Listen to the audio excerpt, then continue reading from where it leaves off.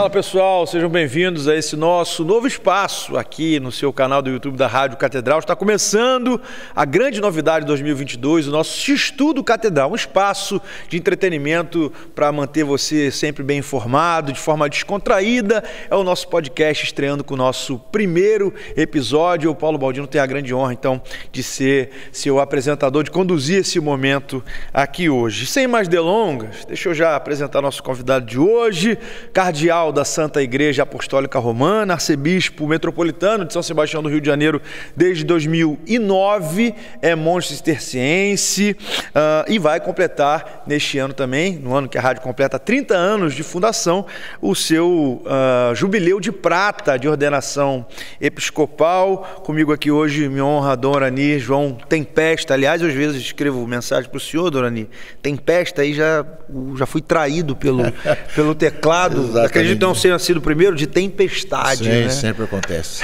Obrigado pela presença, Dom. Uma honra ter o senhor aqui. Tá bom, Paulo. Desejo que seja um sucesso e um trabalho bonito esse trabalho, esse podcast, essa novidade dos 30 anos da Rádio Catedral. O seu entusiasmo, né, de poder fazer esse trabalho, que já parece que na Jornada Mundial da Juventude você já trabalhou um pouco, já fez um pouco disso, né? Mas agora nesse novo tempo, nesse novo momento, né, que seja um trabalho de entretenimento, de espaço realmente, de poder qualificar ainda mais esse momento importante, né, que a Rádio Catedral proporciona, e também aqueles que estão nos vendo, ouvindo, acessando através desse momento aqui. Nosso abraço e nossos votos de muita paz. O senhor falou da jornada, inclusive fazia isso naquela época, 10 anos atrás, né? A gente está em 2022, comecei a trabalhar aqui em 2012, né? 2012, então... a jornada foi 2013. Foi 2013, vai completar 10 anos que estou trabalhando aqui junto com o senhor. Ano que vem a jornada completa 10 anos, passou voando, passou rápido. E naquela época, esse momento aqui que eu já sonhava em fazer era muito distante, né? Que eu entrevistava os colegas ali do call, né? Os mais próximos, os amigos da comunicação. Falou, vamos entrevistar o Dom Orani. Talvez a mais religiosa, mais próxima que eu consegui foi a irmã do... Ah, meu Deus, fugiu aqui agora o nome dela. Irmã Graça. Foi a que eu consegui mais próximo, Dom.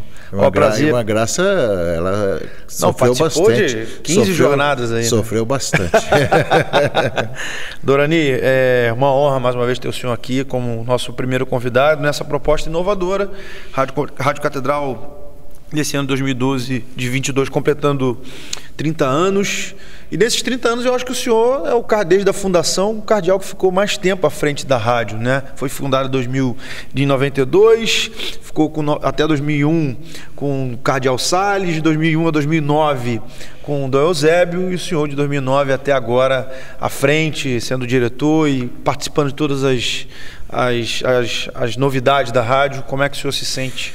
O Dom Eugênio Salles foi quem fundou a rádio, mas ele também já tinha um trabalho muito grande na comunicação, na televisão, com programa semanal, com missa semanal também, artigo no jornal toda semana também.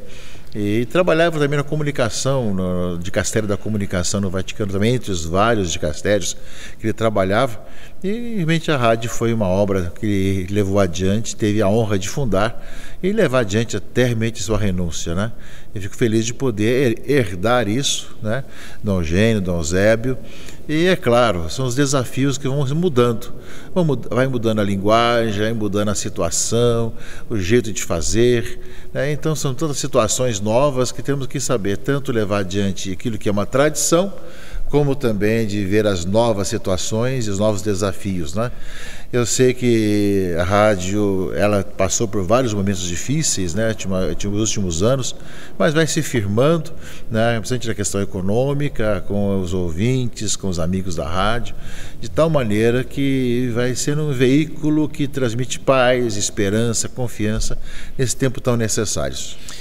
Eu acabei me empolgando aqui com a proposta. Cara, eu não perguntei ao nosso anfitrião onde nós estamos, dona Aninha. A gente está num lugar muito bonito. O pessoal que está acompanhando o podcast está vendo, nossa, que lugar bonito e tal. Por favor, queria que o anfitrião situasse a gente. Na verdade, esse local, já quem assiste alguns programas que eu faço, já deve ter visto apenas familiar, uma parte dele, né? Uma parte dele. E tivemos aqui, inclusive, alguns programas ao vivo, inclusive com o pessoal da Fiocruz durante a vacinação, sim. tudo mais, programas ao vivo também sobre a paz no regional, na província. Então, aqui justamente é assim chamada Sala do Trono, né?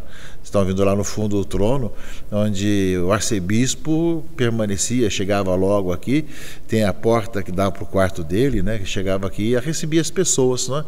Como hoje nós temos lugar de audiência, de conversar, tudo mais, aquele local de audiência, já que tem uma antessala, tem uma sala de espera, tem todos os locais que separam da parte mais íntima da casa, daquilo que é a parte mais pública, e até aqui a sala do trono, que ultimamente a gente usa para gravações, para programas, né? E é uma sala muito bonita, né? E nós fazemos questão de conservar justamente a parte histórica, a parte arquitetônica, de pinturas. Temos pinturas históricas aqui, né? Nesse Palácio São Joaquim, né? E essa aqui é uma sala muito importante, né? Que todos os cardeais utilizaram de uma forma ou de outra. Nós, no começo, usávamos para vários tipos de recepção de autoridades, cônsules, também para deputados, para judiciário, e depois que mudou um pouco a situação, então tivemos que ter mais distanciamento, mais sobriedade, etc., usamos muito mais para as gravações e para celebrações assim mais internas, né? A gente está, então, na Sala do Trono, que é um cômodo, né, do Palácio São Joaquim, que é a residência oficial, né, dos cardeais do Rio de Janeiro, fica situada aqui no bairro da Glória, no Rio de Janeiro, na Zona Sul. Inclusive, o primeiro cardeal brasileiro da América Latina, né, o cardeal Arco Verde, inclusive. Sim, cardeal Arco Verde, que sim. tem até estação de metrô, né, dona? Estação, exatamente. Caminhando ali para Copacabana, o pessoal passa aí pelo cardeal Arco Verde. Tem praça, cardeal Arco Verde também, perto da Catedral também. É verdade, tem uma praça. E já me confundiram também com esse nome também. Chamaram de senhor de cardeal Arco Verde? Já, numa emissora de rádio em rede nacional, numa entrevista. Aqui está o cardeal Arco Verde. Não estava brifado, a colega não estava brifada. Esses dias a gente também estava... A importância, né? O Dorani é um bispo religioso, né? Então, toda vez que a assinatura do arcebispo vai acompanhada de algum documento, vai ali o registro da ordem, né, que o senhor pertence, né? Então, no caso do Orani, cardeal Orani João Tempesta, vírgula, ou ponto Ossis, né? Esses dias, com a questão da tragédia de Petrópolis, o senhor foi celebrar uma missa lá recentemente, e uma colega fez contato, porque no convite havia dizer Dom Gregório Paixão, que OSB. é o OSB. A pessoa ligou perguntando se era a Orquestra Sinfônica Brasileira. Então tem que ter esses cuidados, porque é um linguajar muito particular. OSB é Ordem de São Bento, para lembrar. Ordem de São Bento. A colega confundiu com Orquestra Sinfônica Brasileira. Mas é a mesma abreviatura, né? É, sim, a de mesma fato, abreviatura, né? São aí os detalhezinhos. Então, o cardeal Arco Verde, então, foi o primeiro cardeal da América Latina, também residiu aqui no Palácio São Joaquim. Foi ele quem construiu o Palácio São Joaquim, né? Século XX, início do século XX. Final do século XIX, começo do século XX, foi inaugurado logo no início do século XX. Foi ele quem construiu, tudo mais, na obra dele. Assim é que nós vamos encontrar o brasão dele nas cadeiras, nos lustres, em tudo quanto é lugar aqui. O cardeal Arco Verde marcou bem essa presença aqui. E é um local histórico, porque numa das salas, que serviu de sala de jantar, sala de reuniões, que é um outro lado aqui do São Joaquim, do lado tem a capela, do outro lado tem essa sala, aqui no meio temos a Sala do Trono. Foi onde nasceu a CNBB, vai completar 70 anos esse ano, teremos uma celebração especial aqui, né, onde nasceu a Conferência dos Bispos, então estavam os arcebispos do Brasil todo aqui, Dom Helder era o secretário, teve aqui justamente alguns dias de reunião e fundou-se a CNBB. Dom Helder também, que foi homenageado, é o nome de uma rua aqui importante ali na Zona Norte, agora, antiga suburbana, né? Agora chamada de Dom Helder Câmara também, uma homenagem também. Inclusive Dom Helder, quando esteve no Concílio Vaticano II, ele escrevia as suas cartas, fazia um relatório diário do concílio, dizendo assim, a família São Joaquim. né? No caso, se referindo aqui já a CNBB. Não, se referindo aqui ao São Joaquim. São Joaquim, de fato, diretamente. Joaquim, exatamente aqui. Diretamente. Né? Dona Nívia, tem livros publicados das suas cartas, né, publicado lá por Recife, né, tem vários volumes, né, das suas cartas do Concílio Vaticano II, que é interessante, é algo muito histórico, né, de como que ele via os acontecimentos do concílio, as reuniões que faziam, etc., e fazia esse relatório para a família São Joaquim. O senhor é monge cisterciense, eu não sei se todo mundo... Nome difícil, né? É um nome difícil, eu não sei se todo mundo... mundo... Vem de Cister, né? Cister, que é uma região da França, que em francês era Citeaux, né? Que mais ou menos ao terceiro marco, né? Uma questão terceiro marco ali da estrada, né? Então ele construiu-se um novo mosteiro, né? No 1090, né, justamente isso, e ali se fundou um novo mosteiro com os 3 abades que vieram, né, de outros mosteiros, e começou ali a vida monástica, que devido ao seu desenvolvimento acabou chamando cisterciense, né? E é isso que nós temos até hoje, né, dessa caminhada de ver a vida segundo a regra de São Bento. Eram monges beneditinos que fundaram um novo mosteiro em Citeaux, ou Cister.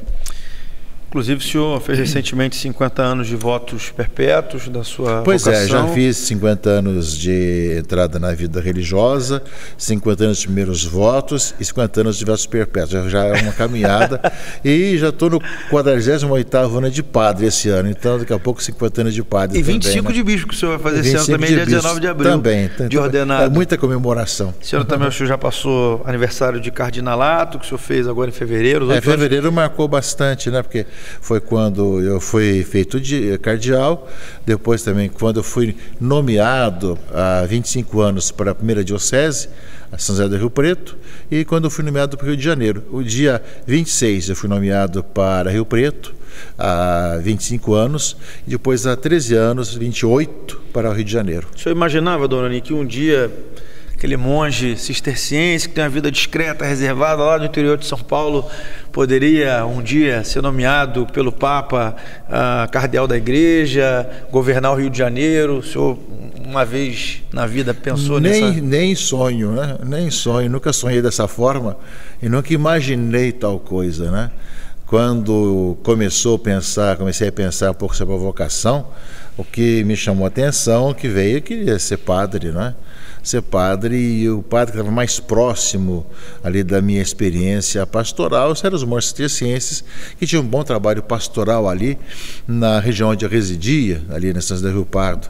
Então eu era coroinha ali, via o trabalho dos monges ali e tudo mais. Então a hora que despertou a vocação, justamente foi ali que eu pensei, né, e acabei entrando ali. Quantos anos o senhor tinha, né? Quando eu comecei a pensar, eu estava entrando no ensino médio hoje, na época era científico, clássico, aquele negócio todo normal, então eram com 15 anos, por aí mais ou menos, mas depois disso eu fui terminar o ensino médio, só entrei depois que terminei o ensino médio, que seria ensino médio hoje, né? Com 17 anos e meio, né? Foi quando eu entrei, né? O senhor chegou a ter uma moradia nesse tempo, dona? Chegou a, com 15 a anos, gostar de alguém ali nessa época? 15 Deixou anos, a namorada para entrar no seminário? Não aconteceu. Com 15 anos não teria dado tempo, né? Não teria dado tempo. Tem só, claro, eu estudei em escola pública, em todo tipo de situação, tudo mais, e tem vários tipos de encontro de pessoas, mas nada fixo. Com 15 anos não dava tempo, né? Sua vocação, dona Ani, quem conhece o senhor, quem mais de perto, e eu tenho esse privilégio, sabe que o senhor é um homem muito simples, muito humilde, que faz pouco, não vou dizer pouco caso, mas o senhor é muito simples, muito humilde na questão do estilo, o senhor é muito humano, e eu queria trazer aqui a relação que o senhor tem com os 3 papas agora, né? Porque o senhor foi criado cardeal pelo Papa Francisco, no governo do Papa Francisco. O senhor foi nomeado para o Rio de Janeiro no governo de Bento XVI, mas o senhor foi criado bispo, sagrado bispo no governo de São João Paulo II, que talvez tenha sido, não sei, o senhor pode me corrigir, talvez o Papa que talvez tenha mais marcado o senhor. Como é que é essa relação com os 3? Que Eu vivi no tempo de João Paulo II, assim, claro que eu nasci na época de Paulo VI, também João XXIII, né? Tinha até de Pio XII também, mas claro, eu era muito criança na época de Pio XII, mas eu lembro que quando João XXIII chamou para existir o Concílio Vaticano II, eu estava na escola, eu lembro que nós estávamos indo à escola e conversávamos sobre isso. E a pé a escola, alguns quilômetros, né? E ao mesmo tempo eu lembro do professor de história, que era um carioca, inclusive, né? Falava com sotaque carioca. Chiado, né? O professor Vinícius Rocha dos Santos, e ele comentava sobre o concílio, que o Papa tinha convocado, etc. E é João XXIII. Então eu vivi essa época do início, né? Da convocação do Concílio Vaticano II, depois com Paulo VI, e aí foi a caminhada toda João Paulo I, né? João Paulo II. E foi João Paulo II que me chamou ao episcopado, né?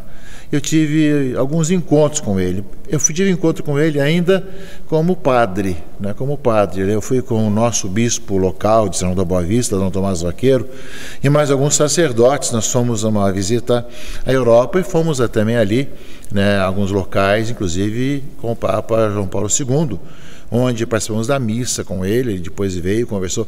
Eu estava de hábitos cistercienses, tem até fotos minhas, outros padres de hábitos diocesanos. Então, o primeiro encontro com João Paulo II foi justamente ainda como padre, celebrando uma missa.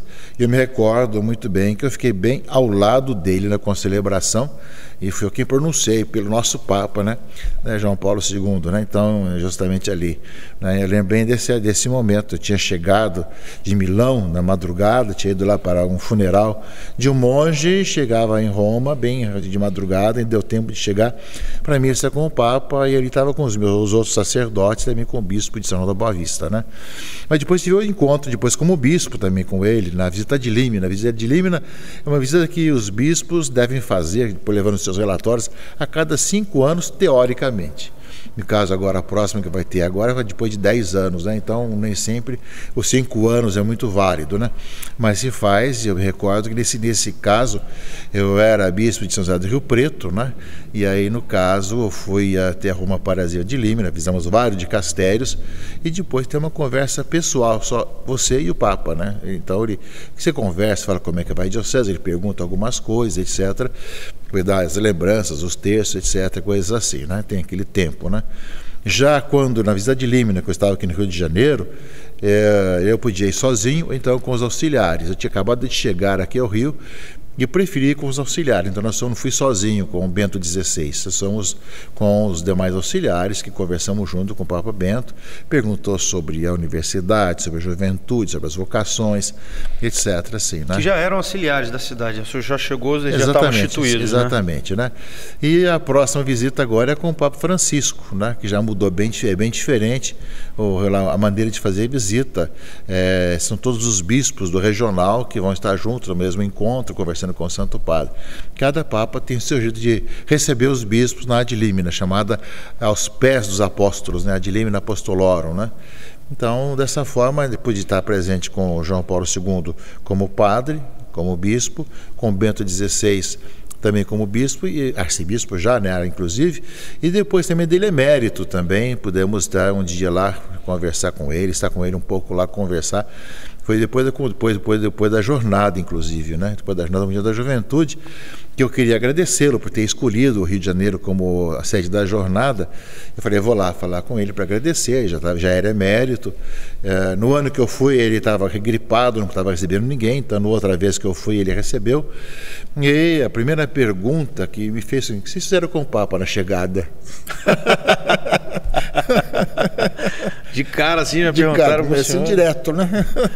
Inclusive, Dom, reza uma lenda aí na jornada que a escolha do Rio de Janeiro ficou ali, afinal.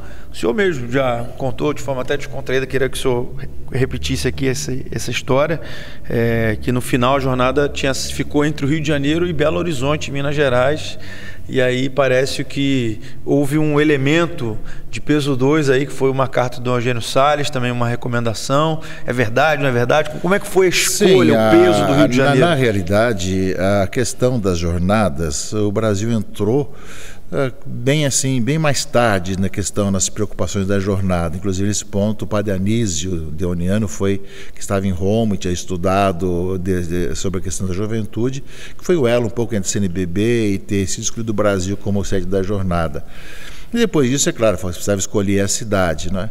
E claro, toda a cidade tinha, nós fizemos aí um vídeo expondo justamente para o dicastério, né, dos leigos, que era justamente quem tomava conta naquele momento, né, sobre o Rio de Janeiro, sobre a nossa proposta, mas a resposta, quando o Papa escolheu o Rio de Janeiro, foi devido à carta de Dom Eugênio Salles. Ele citava explicitamente Dom Eugênio Salles, que mandou uma carta pedindo para que fosse no Rio de Janeiro, né? Que isso, então, que realmente saudoso Dom Eugênio, e a gente Gustavo Oliveira, aliás, um abraço para ele, trabalha com a gente aqui, colega nosso de trabalho, fez uma exposição também do senhor, quando o senhor completou 20 anos aliás, passou rapidinho, vai completar Jubileu de Prata agora 25, aquela exposição que ele fez do senhor, foi quando o senhor fez 20, já tem 5 anos aquela exposição. Pois é, o tempo passa, né? E dos 10 anos também do falecimento de Dom Eugênio também, que ele fez com muita honra e louvor. E ele tem guardado muitas fotos que ainda não foram exibidas ainda, né? Aguardando uma futura publicação dos 3 cardeais. Ele vai estar aqui com a gente também. Em breve ele vai estar aqui com a gente também. Só mostrar as fotos que estão escondidas. Dona o senhor envelheceu muito na jornada? A jornada causou muitos cabelos brancos no senhor? Trouxe muitos cabelos brancos no senhor? Eu não sei, eu não comparei meus cabelos brancos no começo ou no fim da jornada, né? Mas, sem dúvida, que nós dividimos trabalhos, dividimos serviços, né? Mas que, no fundo, mesmo que a gente divida, quem vai ficar responsável da parte organizativa, quem vai ficar responsável da parte econômica, quem vai ficar responsável da parte artística, enfim, cada um tinha uma sua responsabilidade, mas que, no fundo, depois acaba sobrando para a gente, né? Tudo, né? Então, não há dúvida que as preocupações são muito grandes, né? Durante a pré-jornada, antes da jornada, nós tivemos o evento do Papa renunciar, né? Então, no ano da jornada. Exatamente, né? Período de carnaval. Exatamente, dia de Nossa de Lourdes. No dia nosso 11 de fevereiro de 2013. Eu estava com o senhor lá na Basílica. Então, enquanto eu ia para a Basílica, aí apareceu a notícia, você sabe, é verdade ou não, né? A gente não sabe se é verdade, essas notícias que chegam. Eu telefonei diretamente para a Rádio Vaticano e que confirmaram realmente, né? E aí, então, a incerteza, vai ter jornada ou não vai ter jornada, né? Bom, eu creio que o Papa seguinte vai honrar o compromisso. Então, mas foi realmente uma tensão muito grande. E tínhamos já feito todo um projeto com a presença do Papa Bento XVI aqui, arrumado, tipo de quarto, tipo de situações, etc., o local onde ia ficar, que depois mudou tudo, né? Mudou tudo com relação a Papa Francisco, porque mudou o local da hospedagem também, etc., né? Mas sem dúvida que houve muitas situações de mudança e muitas tensões, evidentemente, que um evento de milhões de pessoas também não é tão simples assim, né? Quem não conhecia a jornada, agora não tem como um brasileiro dizer que não conhece, talvez imaginavam eu via muito isso, né? Que era uma quermessezinha de paróquia, não tinha noção, né, Dona, do que a cidade se transformou, na beleza que a cidade se transformou, pelo menos nos 15 dias aí, os 7 que antecederam e a semana do evento. É o exemplo que os jovens deixaram do mundo inteiro, essa variedade de jovens, e ao mesmo tempo a alegria que transmitiram marca até hoje. E até hoje temos assim jovens que fizeram amizade com os cariocas e vice-versa. Alguns se casaram com pessoas de outros países também, foram morar aqui, foram morar acolá, tudo mais. Então foi um relacionamento que até hoje persiste. Quantas vezes, agora faz tempo que a gente não vai mais a Roma devido à pandemia, mas algumas que a Roma, que identificava como do Rio de Janeiro, vinha para elogiar a jornada, que foram bem recebidos, foram bem acolhidos, né? Então marcou bastante. Dona Ilse, eu não sei se o senhor já falou isso em alguma entrevista, algum momento, mas a gente está no país do futebol, né? Aqui o brasileiro é muito apaixonado pelo esporte, seja como telespectador como praticando o desporto, né? O brasileiro nasce realmente com essa tendência a ser um apaixonado por futebol. Eu sei que o senhor nunca revelou seu time assim de futebol assim. O senhor tem um time de coração, Dorani? Olha, tem um livro, acho que me perguntaram, eu acho que até respondi, se não me engano. Foram achar no livro uma resposta dessa. Acharam um livro do senhor com a resposta? Não é meu livro, não. Foi uma entrevista, né? Ora, eu nasci em 1950, né? Então, toda a minha adolescência... Quem bombava na época? Juventude quem estava assim, à frente, digamos assim, do esporte brasileiro, era o Santos, né? O Santos lá de São Paulo, sou paulista, evidentemente. Então, quantas vezes acompanhei os jogos do Santos, inclusive, algumas finais, inclusive, também. Você ia ao estádio, Dom? Torcia? Não, televisão? Televisão. Rádio?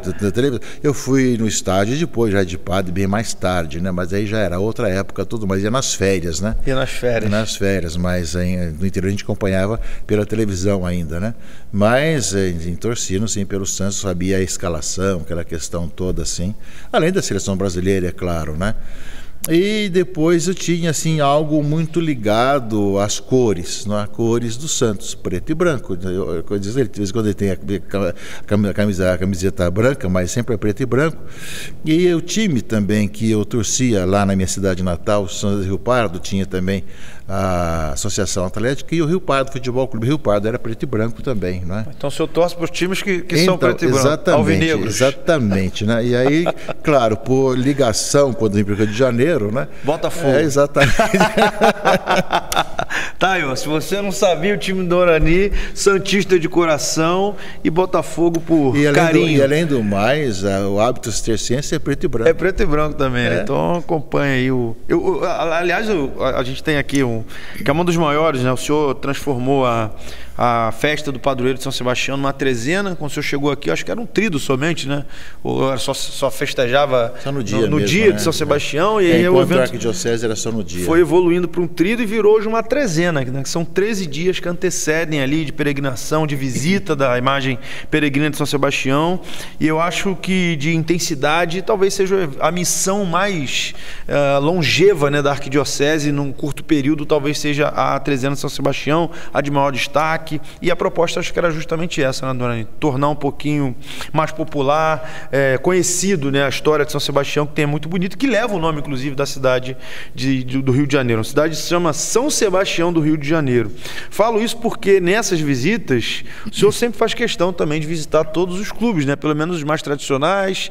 O senhor vai ao Flamengo, ganha a camisa do Flamengo, diz que o senhor é flamenguista. O senhor vai no Botafogo, ganha a camisa do Botafogo, mas o senhor já disse que é botafoguense mesmo. No Vasco, ganha a camisa do Vasco, no Fluminense, Fluminense.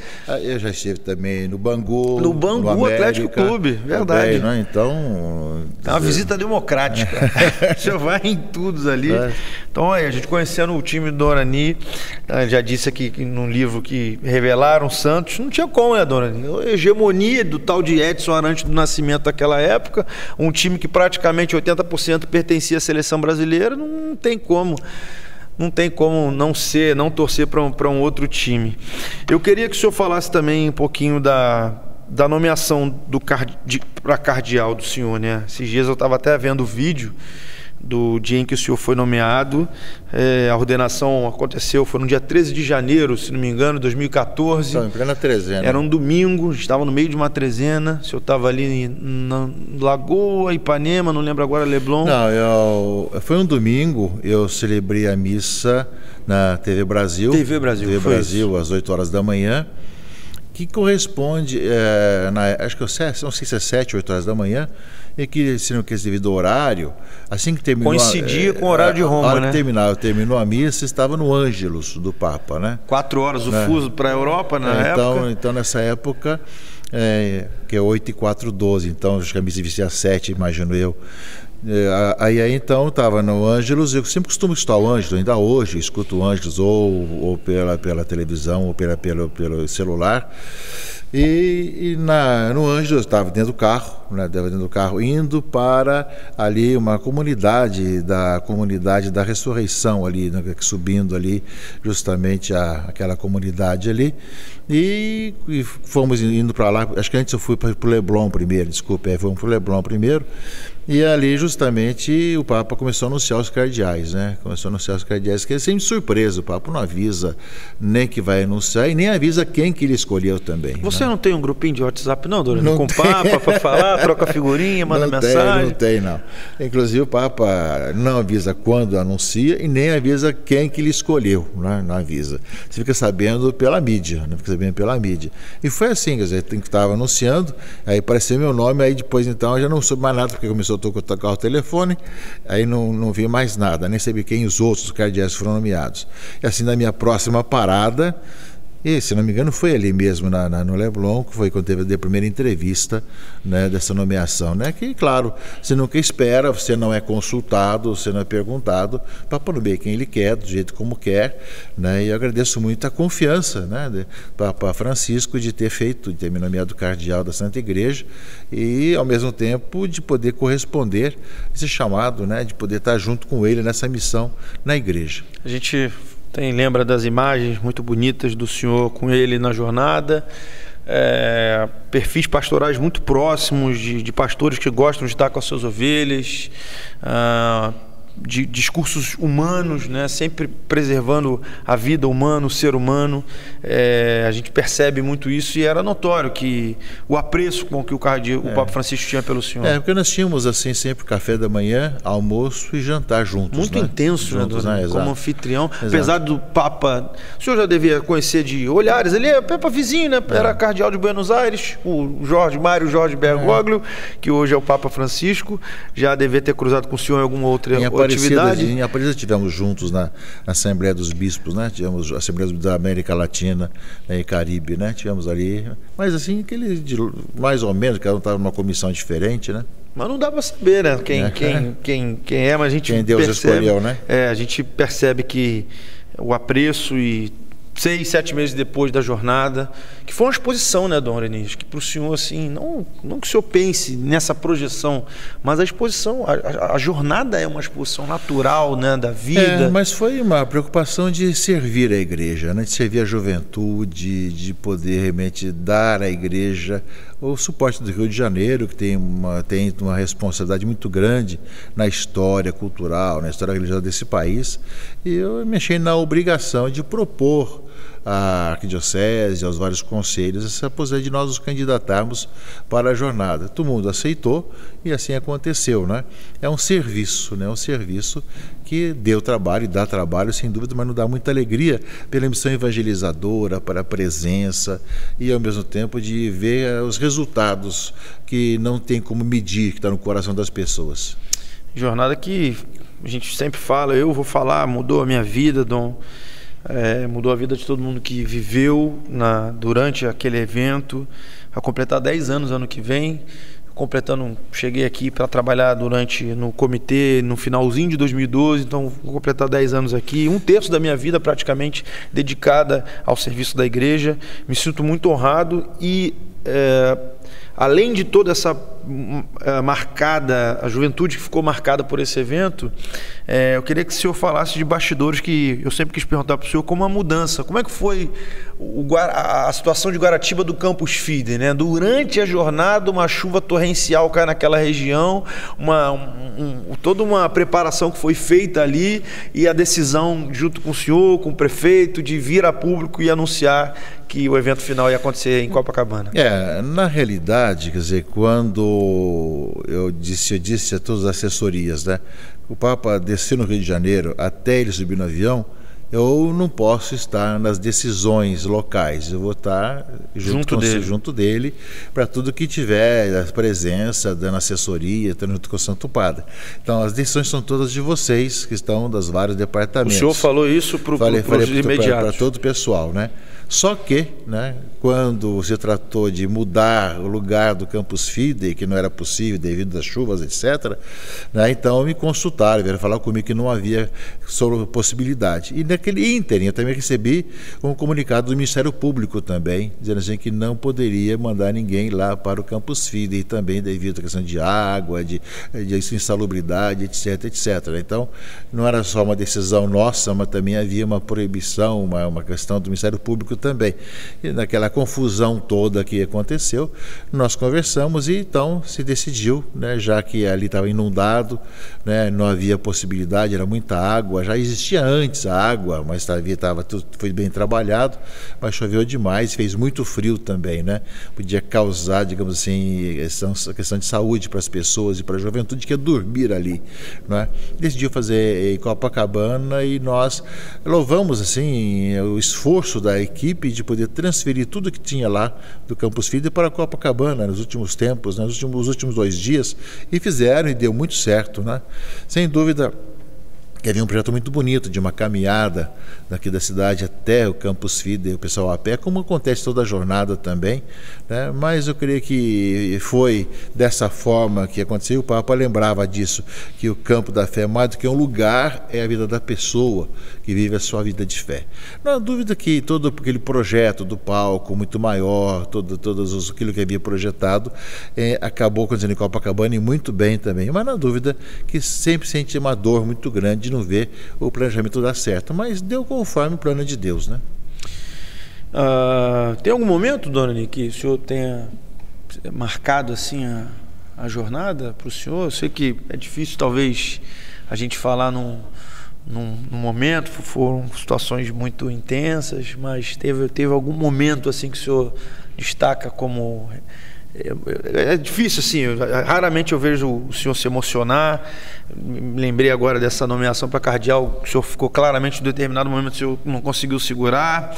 No discurso de despedida na missa de envio também, acho que o senhor, lendo ali, o senhor não conseguiu se conter. Teve algum momento na jornada que o senhor fala assim que realmente foi marcante? Então, ali, no final, eu tinha preparado a leitura, eu mesmo preparei o discurso, mas é dúvida que tudo que se viveu, milhares, milhões de pessoas em Copacabana, o Papa presente, não há dúvida que há uma questão emocional muito grande e ao mesmo tempo pedindo a Deus que tudo que foi feito pudesse ajudar a juventude, as pessoas a caminharem, né?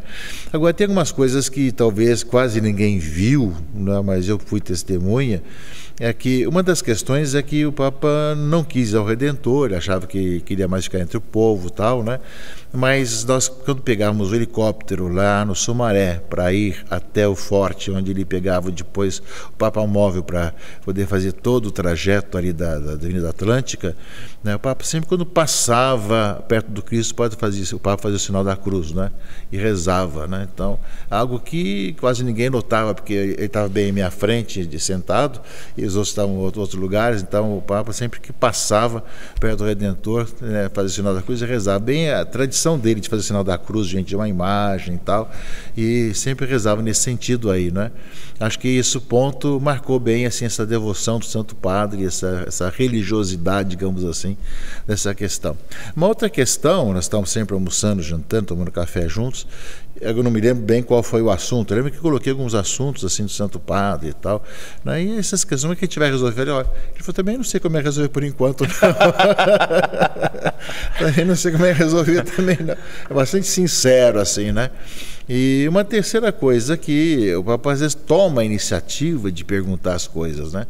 Coisa que não está muito bem acostumado, né? Sempre a gente quem pergunta, né?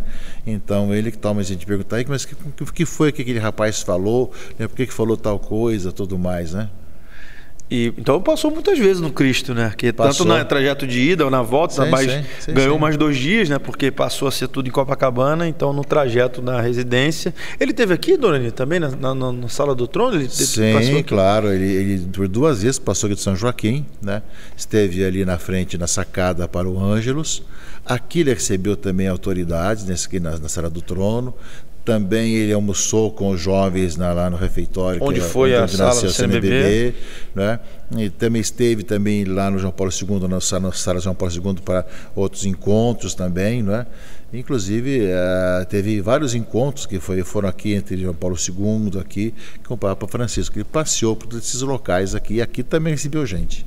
E mesmo também de uma visita do patriarca Quiril também, né? Também esteve aqui com o senhor numa visita... Aqui sim, o patriarca Quiril, depois que passou por Cuba, também encontrou-se também com o Papa Bento, né, tudo mais. Ele veio ao Brasil e quis ir ao Rio de Janeiro para fazer uma celebração no Redentor. Naquele calor, né, do alto do Corcovado, todas aquelas roupas, tudo mais, foi bem difícil. Mas depois ele desceu, visitou a igreja Santa Zenaide, que é a igreja ortodoxa russa aqui da Santa Teresa, depois passou por aqui, ficou aqui, tivemos um evento aqui nessa sala, antes de irmos para o almoço, né? Então eu queria que o patriarca ortodoxo russo, né, esteve aqui conosco, comemoramos agora há pouco tempo o seu aniversário e só vindo aqui também com uma exposição de fotografias lá na catedral também, né? O senhor vai fazer 25 anos de bispo, o Rio de Janeiro é a sua terceira diocese ou arquidiocese, e já é a diocese que o senhor por mais tempo governou. O senhor vai completar agora em abril também, aniversário de posse.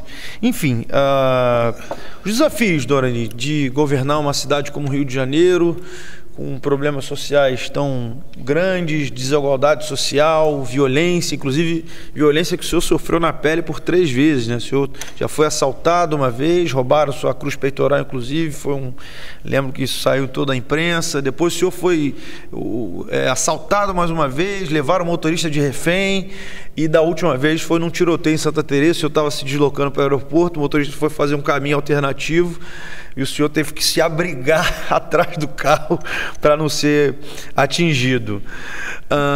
Esse é o passaporte do carioca, Dorani?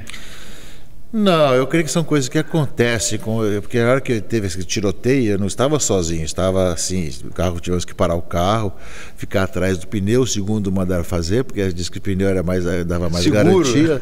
Mas na minha frente tinha um ônibus parado, o povo tudo atrás do ônibus também, foi quem me filmou também, inclusive, né? Certo? Então, acho que junto com o povo todo, a gente vive a vida do povo, as situações todas, cada um passa a cada dia, a cada momento, né?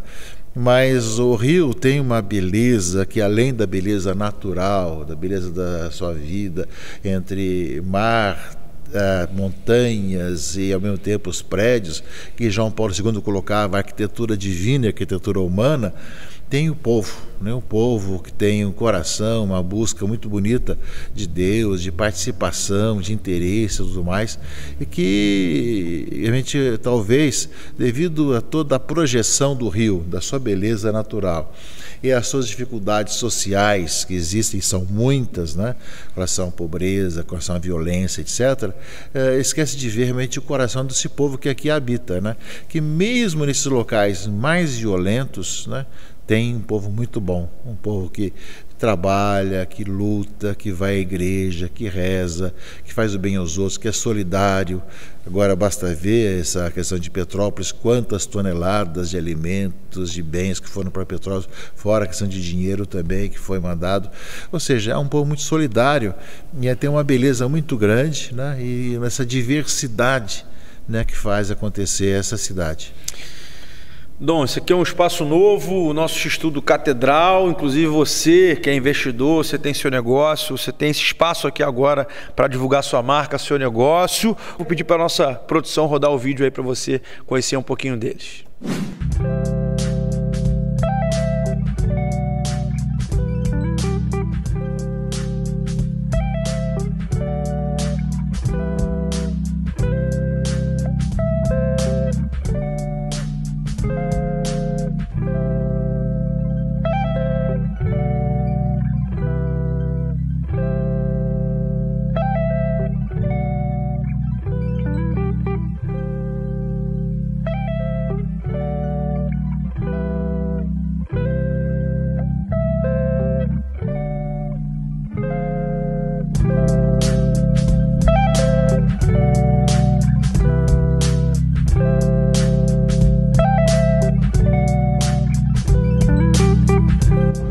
O que está faltando para você se sentir ainda mais linda e com esse seu sorriso no rosto? Vem nos conhecer!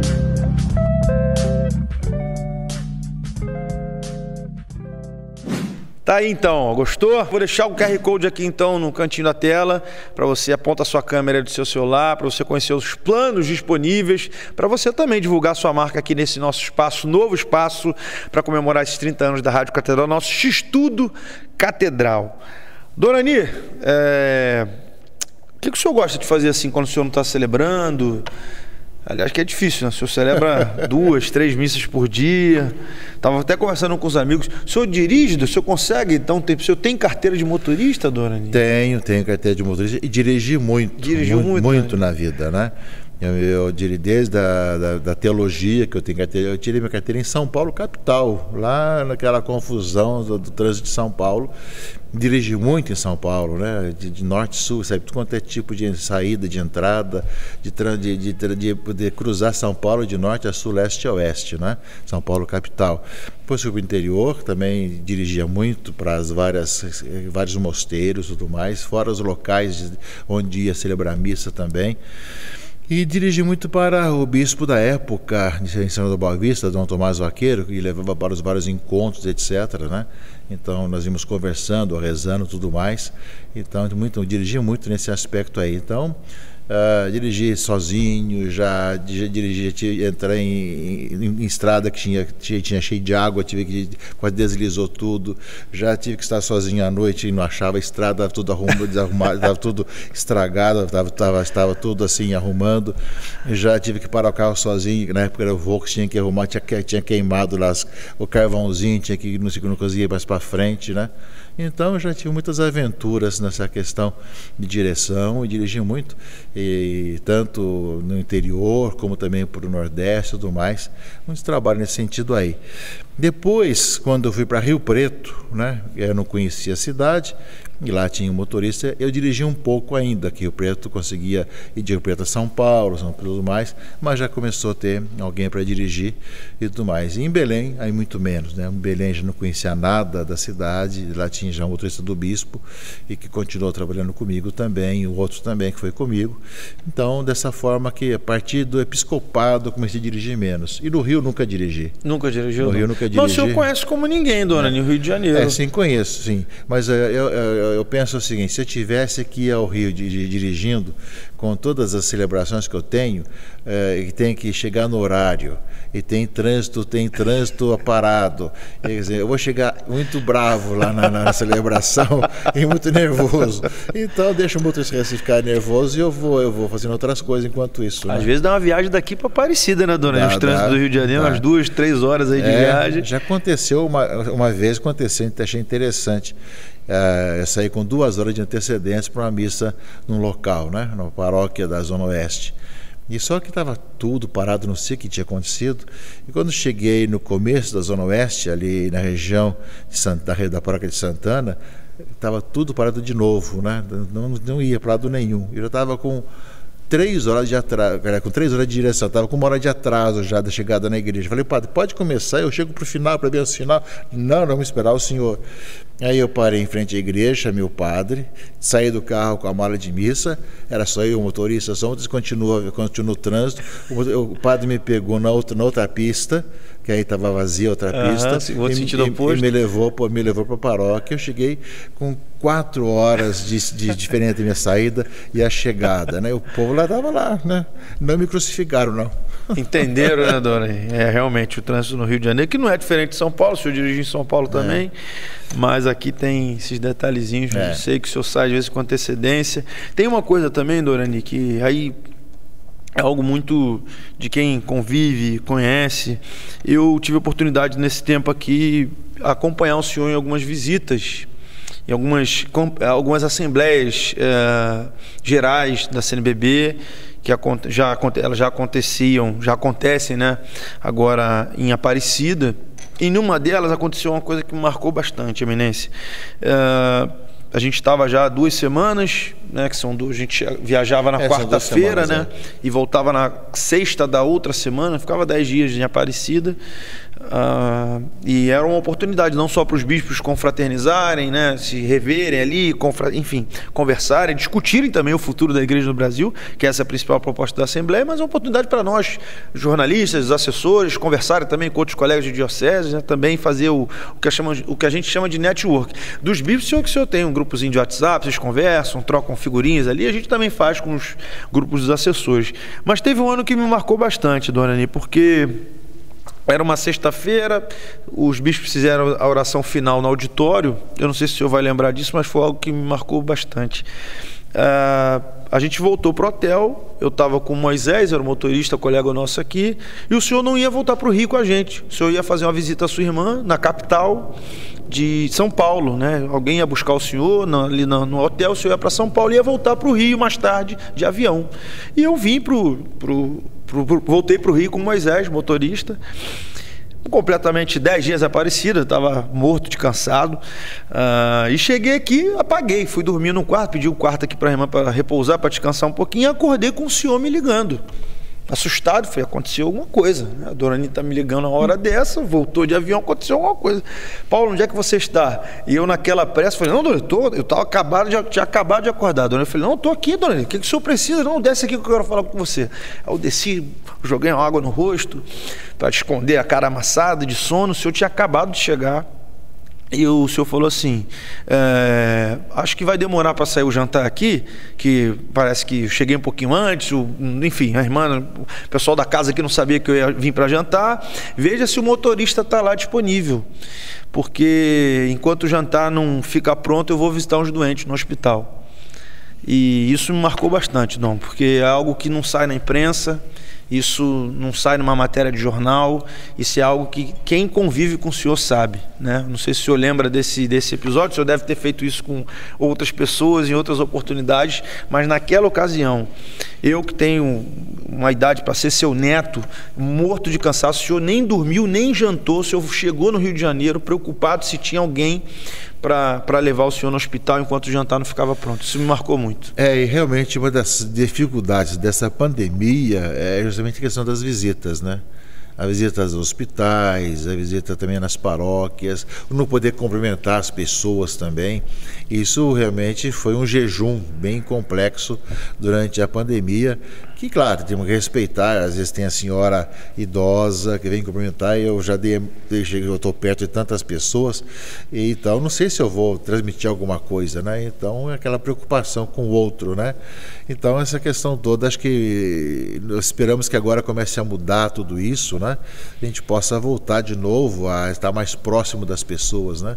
Mas sem dúvida que essa questão de visitar alguém, de estar junto, de cumprimentar, isso faz parte um pouco do meu jeito de ser mesmo, né? Assim foi em Rio Preto, assim foi em Belém, assim eu era também em Rio Pardo também. E é claro, no Rio é muito maior, né? É muito mais ampla a situação, né? O senhor costuma dizer que as coisas aqui ganham proporções... proporções enormes, né? É tudo maior, né? Aqui no Rio de Janeiro, qualquer noticiazinha, procura um senhor. Às vezes a imprensa até lida, né? Às vezes acontece uma coisa lá no Pará, querem saber a opinião do Dona Ani, porque ele é cardeal. As pessoas às vezes não sabem, né, Dona Ani, diferenciar um pouco. Acho que o senhor é presidente do Brasil também, às vezes, exatamente, né? Cada diocese é responsável daquilo que acontece na própria diocese, né? Então a gente não pode ficar dando opinião de tudo, né? Apesar do respeito dos colegas bispos, né, os irmãos bispos, cada um é responsável na sua diocese. Exatamente, isso é importante, né? A gente não pode adiantar aquilo que alguém do lugar vai fazer, né? Dona Ani, eu comecei aqui perguntando para o senhor o que o senhor gosta de fazer nas horas vagas, dirigir, talvez era talvez uma oportunidade que o senhor tinha que hoje não tem mais aqui no Rio de Janeiro, mas o que o senhor gosta de ler, o senhor gosta de dormir? Então, de dirigir, é claro que aqui no Rio eu tenho essa dificuldade, porque eu não vou saber dirigir com a mesma desenvoltura de quem conhece a cidade, né? De conhece a cidade. E o fato de ter logo alguém que me leva, então a gente acaba conhecendo os locais, mas não sabendo as malícias de onde se cortar, onde não ir, que de vez em quando eu vejo o motorista, ele faz assim uns trajetos e umas mudanças assim que realmente são complicadas, né? Poder chegar no horário, né? Se o motorista que é profissional está preocupado, nervoso com as coisas, imagina a gente que não tem essa mesma facilidade e nem tem essa familiaridade de dirigir na cidade, né? Então, aí tem horário para chegar, tem horário para sair, e depois até a gente já está cansado de muitas coisas também, né? E realmente eu creio que nas questões de diversão e tudo mais, eu creio que tem coisas que eu gosto de fazer, de assistir, digamos assim, algum tipo de música na televisão, de música mais clássica, ou então música italiana, já que metade minha é italiana, 50%, não é? Porque 50% sou italiano, né? Meu pai. O Tempestade de lá, né? Exato, meu pai é italiano. Agora, da minha mãe eu tenho português, Oliveira, e indígena. Minha avó era filha de indígena, minha avó parte de mãe, né? Então eu sou 25, 50, né? Então, a grande parte da questão italiana marca bastante, porque a cidade que eu nasci tinha uma grande colônia italiana, né? Então, isso tudo marca bastante. Eu gosto um pouco das músicas italianas e também de coisas mais de aventura, de paisagem, etc. Essas coisas a gente vê quando é possível, né? Quando é possível. Aliás, o senhor fala bem italiano, né, dona? Também não, acho que eu nunca vivi na Itália, né? Então, a gente fala de quem aprendeu um pouco, né? Com contato com a igreja também, né? Nessas comissões. Exato. Também, né? Que o contato mais próximo com o Vaticano facilita ali, né? Apesar de que o Papa agora fala nossa língua também mais próxima, mas a gente não sabe quem é que vai ser o outro. Bento XVI também era alemão, se comunicava com o italiano, João Paulo II também. Sim, em geral a língua que se fala nos dicastérios romanos é o italiano, né? O senhor tem santo de devoção, dona? Algum santo que o senhor tenha assim? Olha, a gente acaba tendo alguns momentos na vida algum tipo de orientação, digamos assim, não é? Eu me recordo da minha adolescência e juventude, a grande devoção à Nossa Senhora Aparecida, que fazia aquelas visitas com a sua imagem nas cidades. Depois eu nasci numa paróquia e vivi numa paróquia de São Roque, né? Então, toda a festa de São Roque, toda a festividade de São Roque marcou durante muito tempo a minha vida. Depois, na entrada do mosteiro é São Bernardo, né? O mosteiro chama São Bernardo, que marcou também a vida cisterciense, embora não seja o fundador, né? E por São Bernardo, consequentemente, São Bento também, né? Depois, é claro, quando fui para Rio Preto, voltou de novo São José, que é minha cidade natal, São José, Rio Preto também, a Belém, Nossa Senhora de Nazaré, e agora Rio de Janeiro, São Sebastião, né? Tem um álbum aí de figurinha, dona, de santos que o senhor tem devoção.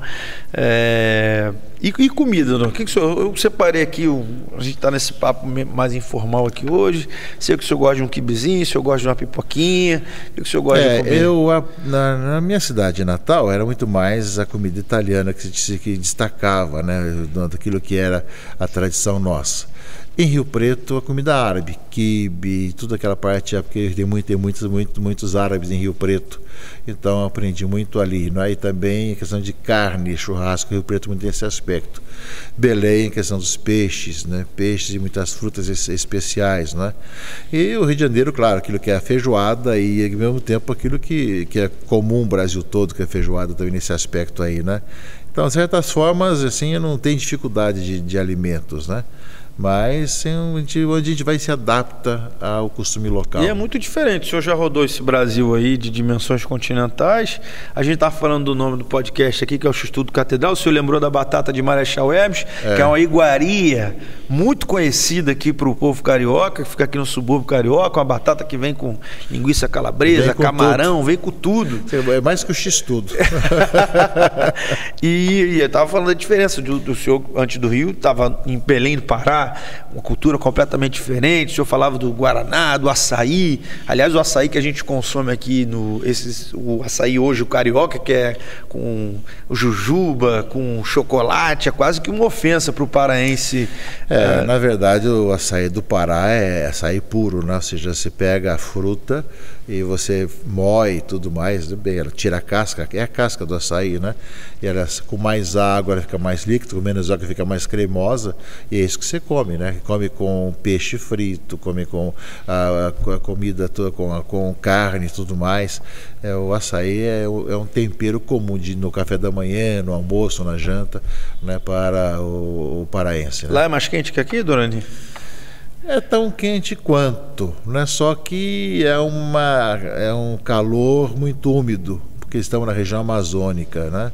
Calor muito úmido em que você não troca o suor, ou seja, você fica suado e ele não seca, né?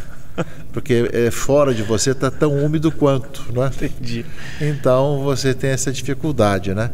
De ser calor, sim, o Rio também é calor, só que eu creio que Belém é um pouco mais úmido que Rio de Janeiro. E Dom, para a gente já estar encaminhando aqui para o nosso final, eu queria que o senhor falasse um pouquinho. A gente está em ano de eleição, 2022. Isso me lembra 2018, um ano que ficou muito polarizado, né? A eleição no Brasil se tornou uma coisa realmente... E me lembro que no segundo turno o senhor recebeu os 2 candidatos à presidência da República. E apanhei dos 2 lados. É verdade. Você recebeu os 2 candidatos com o mesmo tempo, mesmo lugar, mesmo esquema, e apanhei dos 2 lados. Rigorosamente, o senhor recebeu no mesmo local, no mesmo assento, até a posição do senhor com o candidato ficou no mesmo assento, tiveram o mesmo tempo para conversar o senhor, tiraram a mesma foto no mesmo lugar, e mesmo assim ainda... Aí me atacaram os 2. Quando eu recebi um, fui atacado pela turma do outro. E quando eu recebi o outro, foi atacado um, então... Mas quem conhece o senhor sabe que o senhor vai continuar fazendo esse trabalho de ouvir, de diálogo, né? Já que o senhor é um homem de diálogo. Exatamente, mas que acho que está o grande problema. Quer dizer, o teu inimigo não é meu inimigo. Né? Você pode ser inimigo de alguém, mas não é meu inimigo. Eu posso conversar com o teu inimigo, com o teu amigo, com todo mundo. Eu acho que é o seguinte, eu não vou comprar a tua briga. Né? Eu acho que o papel da igreja é dialogar com todos e poder... construir juntos. Eu já acho um absurdo muitas vezes alguém torcer para ficar ruim, estragar as coisas para ser pior para o Brasil, né? Às vezes a gente não aprendeu ainda a caminhar juntos e fazer o bem para o país, para as preocupações, de se juntar, se unir para as coisas acontecerem. A disputa é natural, são várias opções, mas uma vez que alguém ganhou a disputa, vamos trabalhar para dar certo, para funcionar para o bem do país, não para estragar o país, né? Acho que aí está um pouco essa questão das polarizações, né? Ou seja, de poder ver o que é melhor e como se pode construir juntos as coisas. Mas se colocou uma ideia que não se pode de jeito nenhum dar certo com outra pessoa, tem que ser do jeito da minha forma e não de outra, né? Então essa divisão, né, que hoje não está só no Brasil, está no mundo todo também, é algo que realmente nos faz pensar, né? A gente vê um pouquinho esse tipo de disputa, de guerra, tudo mais. Eu espero que essas eleições, agora que nós vamos ter esse ano, as pessoas possam pensar: o que eu posso fazer para ajudar? O que eu posso fazer para melhorar o país? O que eu posso fazer para encontrar mesmo um candidato que ajude realmente a fazer com que o país progrida cada vez mais, né? Tanto na questão social, na justiça social, como no progresso humano, como também nos valores que eu professo, que eu acho que são importantes, respeitando todo tipo de situações e de ideias também, ou seja, sabendo que não querer bloquear o outro e não deixar falar o outro, mas cada um ter sua opinião, suas ideias também. É muito difícil tudo, né? Acho que nós chegamos a um ponto em que parece que tornou-se muito difícil esse entendimento entre as pessoas, né? E eu creio que temos que fazer a nossa parte. E a Igreja do Rio de Janeiro tem feito a sua parte. Tem trabalhado com todo mundo, tem recebido todo mundo, todas as pessoas, né? Não só questões de ideologias, de partido, mas também de religiões, de ideias. Não há nenhuma dificuldade, nenhuma restrição em relação a nenhuma religião. Nós conversamos com todo mundo com muita fraternidade, muita abertura com todos, né? Agora existem sempre os grupos fanáticos que não querem dialogar com ninguém, querem bombardear aqui e acolá, não é? Eu creio que desejo que a gente possa cada vez mais crescer nessa civilização, nesse modo civilizado de comportar-se, de respeitar a opinião do outro, embora eu possa discordar da opinião do outro e vou dizer, olha, não concordo com isso, mas não vou matar o outro ou brigar com o outro por causa que eu não concordo com o outro, né? Não vou acabar colhendo nas mídias sociais. Simplesmente, olha, a sua opinião eu acho que não é muito correta, a minha opinião é outra, mas saber respeitar com dignidade a pessoa. É isso, Dorani. O senhor batiza o nosso nome, X-Tudo Catedral? Batiza? Pode ser, X-Tudo Catedral com a batata de Marechal. Então tá certo, Dorani, queria agradecer. A honra foi minha de ter iniciado esse projeto com o senhor aqui, sendo nosso primeiro convidado, dando esse passo importante. A Rádio Catedral completa 30 anos esse ano e a proposta é essa, trazer essa inovação, mais esse canal de entretenimento, para que o nosso ouvinte, agora também, né, transferido não só do rádio para o audiovisual também, possa permanecer com a gente, fazendo essa programação diferenciada, né, formando, informando e evangelizando. E parabéns pela iniciativa, né? Acho que faz parte de alguém que tenha uma formação jornalística como você, encontrar novas maneiras de comunicar, de dar notícia, de ver o que está acontecendo um pouco no mundo, né, da comunicação, e estar trabalhando nesse aspecto. Parabéns pela iniciativa, como também teve outras também, que você já pensou também, várias outras iniciativas, e que dê certo, né, cada vez que continue, que tenha todo o apoio necessário. E aqueles que nos veem, nos assistem e nos acessam, né, nosso agradecimento de ter assim estado conosco nesse tempo, né? Que Deus abençoe a todos. Então é isso, esse foi Dorani, nosso primeiro episódio do X-Tudo Catedral. Aproveita aí para se inscrever no canal, para a gente trazer sempre novidades semanais para você, beleza? X-Tudo Catedral vai ficando por aqui, agradeço a audiência, um abraço para todos aí.